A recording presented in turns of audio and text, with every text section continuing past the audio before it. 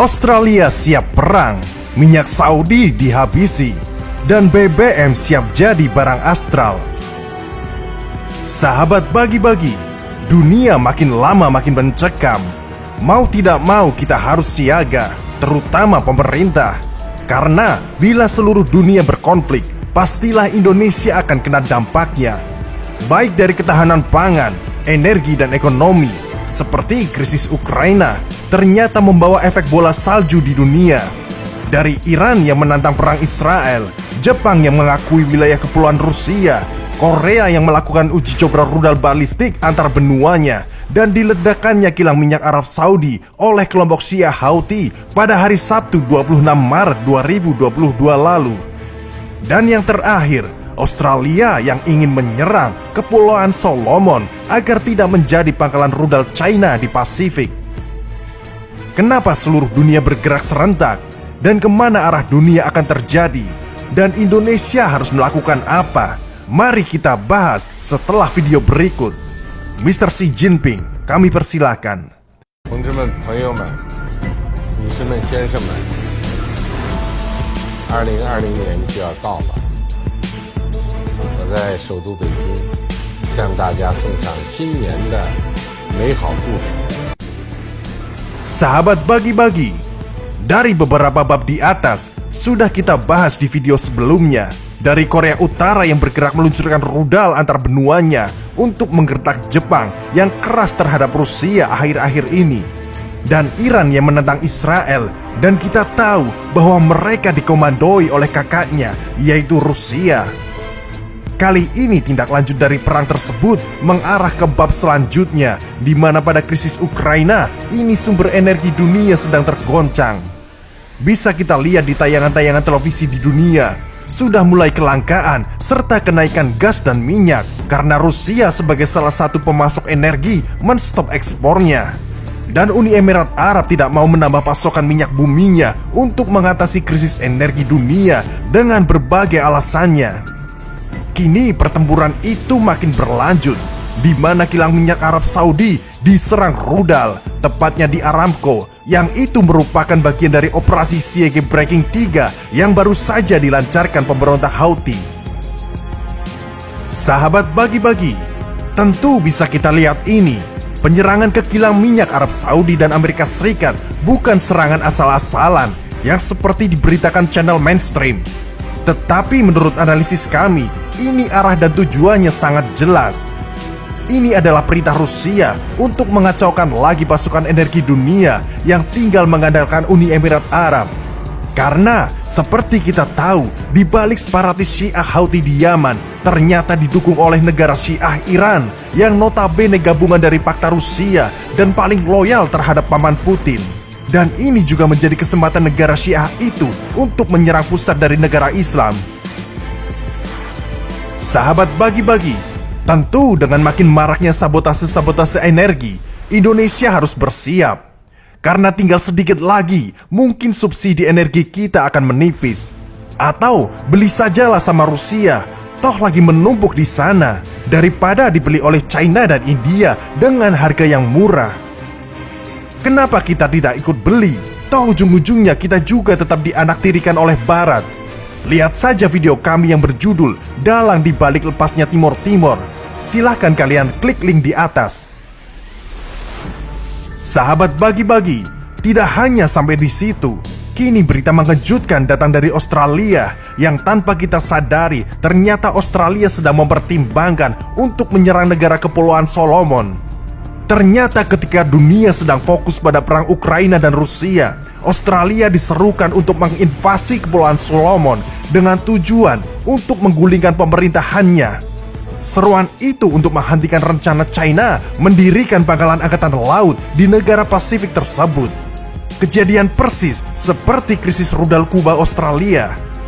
Bahkan seorang Lee Wailin Smith, penerbit dan pendiri Makro Bisnis dan mantan pemilik jurnal The Diplomat, dengan dingin memperingatkan pangkalan angkatan laut China di Kepulauan Solomon akan menjadi akhir yang efektif dari kedaulatan dan demokrasi Australia. Dalam krisis tahun 1962, dunia berada di ambang Armageddon. ketika Uni Soviet mengerahkan rudal nuklir ke Kuba di depan pintu selatan Amerika. Peringatan Llewellyn-Smith itu muncul karena bocoran draft kerangka perjanjian antara China dan Kepulauan Solomon yang beredar secara online. Sahabat bagi-bagi, berdasarkan perjanjian tersebut telah mengirimkan gelombang kejut terhadap Australia. Karena China akan mendapatkan pelabuhan untuk angkatan lautnya yang kurang dari 2000 km dari garis pantai Australia. China akan memarkir sebuah kapal induk stasioner yang sangat besar dalam jarak secara langsung dari setiap kota di Australia Timur, tulis Llewellyn-Smith dalam artikel yang provokatif pada hari Jumat 25 Maret 2022. Dan dia juga mengatakan, tidak mungkin Australia membiarkan kesepakatan ini berlanjut. Jika harus, bangsa ini harus menyerang dan merebut Guadalcanal Solomon. Sahabat bagi-bagi, pada tahun 2020, Beijing merilis daftar 14 keluhan yang diklaimnya merusak hubungan bilateral dengan Australia. Di antaranya, keputusan untuk melarang Huawei dari peluncuran jaringan 5G, undang-undang campur tangan asing, dan menyerukan penyelidikan tentang asal-usul COVID-19. Setiap kali Beijing tidak setuju dan sakit hati dengan Australia, ini akan membuka kedua negara ini berperang. Dan China diduga telah menyiapkan jangkauan rudal jarak jauh menuju ke Australia. Sahabat bagi-bagi, admin sepakat dengan Llewellyn-Smith, bila China menguasai Kepulauan Solomon, China akan memiliki kebebasan laut dengan angkatan lautnya di seluruh Pasifik Selatan. Kopdar kapal perang akan menjadi kenyataan bagi negara Australia dan China. Karena pastinya China benar-benar akan memiliki kapal rudal jelajah yang parkir di Kepulauan Solomon. China juga mungkin akan memarkirkan rudal hipersonik yang dapat mencapai kota Brisbane, Australia dalam 15 menit. Dan menurut Llewellyn-Smith, itu tidak akan lama. Sahabat bagi-bagi, sementara dunia telah fokus oleh invasi Rusia ke Ukraina dan mengawasi kemungkinan invasi China ke Taiwan, China telah melompati Taiwan sebagai fokus mereka mencari lawan. Karena menurut pengamatan dari China, justru Australia negara paling agresif kepada Tiongkok setelah Amerika. Sahabat bagi-bagi, menurut Llewellyn-Smith juga, pakar keamanan Australia telah membunyikan alarm minggu ini bahwa Australia tidak berdaya melawan rudal balistik China yang ditembakkan dari pangkalan pulau buatan di Laut China Selatan sekitar 3.500 km. Rudal DF-26 mampu mencapai target sekitar 5.000 km jauhnya, kata Dr. Malcolm Davis dari Australian Strategic Policy Institute kepada Daily Mail.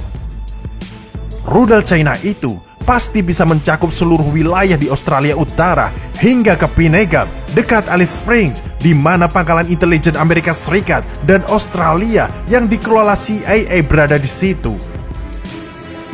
Sahabat bagi-bagi, menurut analisis dari data di atas, kemungkinan Pasifik juga akan dijadikan era Perang Dunia Ketiga bila itu pecah. Perang laut akan sengit di situ, dan pasti Indonesia akan menjadi tempat lalu lalangnya para ikan besi militer tersebut. Bagaimanakah harusnya Indonesia bersiap dan bersikap? Karena senetral-netralnya negara, kalau terjadi perang dunia, maka kita harus kuat juga. Kekuatan adalah prinsip dari kewibawaan. Siapa orang yang bodoh yang mau mengganggu yang kuat? Sahabat bagi-bagi, tidak usah pesimis dengan keadaan negeri kita. Ingat, 350 tahun dijajah, cukup 10 tahun Soekarno menjadikan Indonesia sebagai macan Asia. Bila ternyata kesia-siaan beberapa puluh tahun ini dalam memimpin Indonesia menjadi negara yang biasa, pastinya hanya butuh 5 tahun membuat negara ini kuat bila ada niat. Tidak usah suudzon pada pemimpin kita. Nyatanya BBM kita masih murah, belum naik seperti negara lain. Mungkin bisa jadi dikirim dari Rusia. Toh hubungan kita selalu baik sampai saat ini. Oke, ini adalah solusi singkat dari Ormas Narto. Siapkan kekuatan pangan seperti video kami di atas bulan yang lalu. dan siapkan teknologi transportasi listrik dan terbarukan dengan cepat. Karena bila perang dunia terjadi, hanya pangan dan energi yang bisa membuat negara ini bertahan pada krisis global dan perang global. Karena kalau BBM naik, pastinya semua akan naik. Kan dibawanya pakai kendaraan minyak, kecuali kendaraannya pakai listrik juga atau tenaga surya.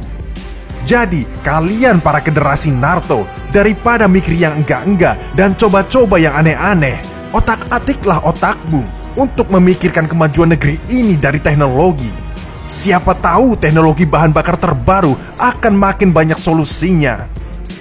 Ingatlah, bila nanti tidak ada dana, kita Ormas Naruto instruksikan untuk patungan mandiri, buat karya-karya kalian sendiri daripada sia-sia tidak dilihat oleh para punggawa. Kita rakyat jelata saja yang akan bergerak maju tanpa atau adanya kalian demi menartokan Indonesia. Sekian dari kami, admin pamit undur diri. Naruto, Ura!